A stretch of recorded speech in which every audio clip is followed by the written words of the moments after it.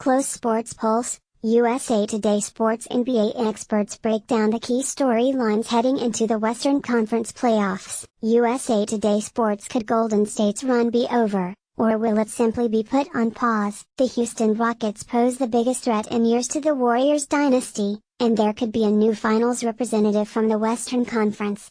There will also be consequences as a result of postseason performances, and not all of the impact will be felt this year. Teams like Oklahoma City and New Orleans must have strong showings as a way to appeal to stars this summer and beyond. Here are the top storylines heading into the Western Conference playoffs.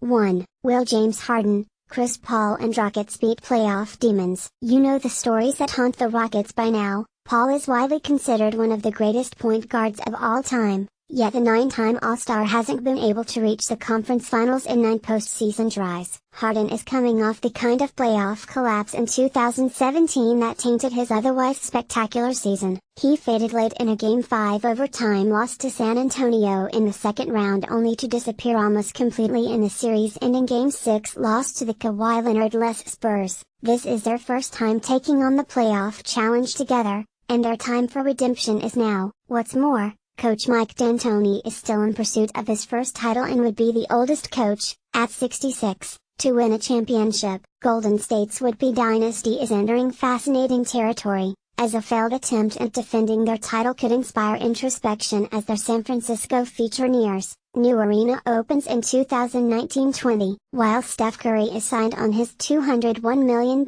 max deal through 2022 and Kevin Durant is expected to sign a new deal this summer. Klay Thompson is a free agent in the summer of 2019 and Draymond Green in 2020. There are extension possibilities for both All-Stars before then and a potentially uncomfortable connection between those respective negotiations. If the Warriors fall flat, and likely being without Curry, strain MCL, for the first round doesn't help, owner Joe Lacob and general manager Bob Myers might have some reevaluating to do. More NBA 3. Can Portland keep its momentum? Since January 1, the Blazers have more wins, 30, than the Warriors, Thunder and Cavs. While Damian Lillard has entered the MVP conversation and CJ McCollum has been more star than sidekick, Portland has been in the same orbit for years, among the Western Conference's best yet not nearly as dangerous as Golden State or, this year, Houston. They all benefit from home court advantage and, unlike last year, won't have to see the Warriors in the first round. Getting more from Yusuf Nurkic, a pivotal addition last year, could make them a conference finalist, and they'd benefit from the return of Mo Harkless, who could return soon after knee surgery. 4. Will Thunder appeal to George?